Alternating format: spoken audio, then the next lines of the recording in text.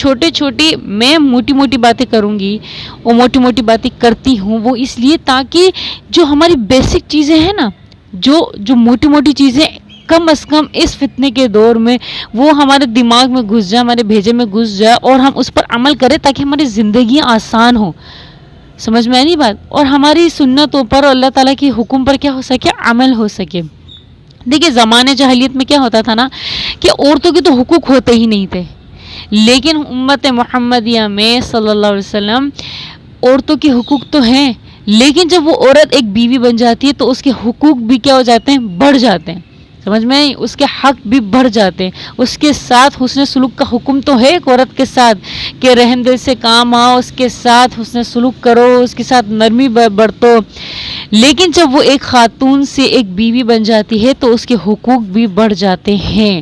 سمجھ میں آ رہی ہے؟ ایک مرد کے اوپر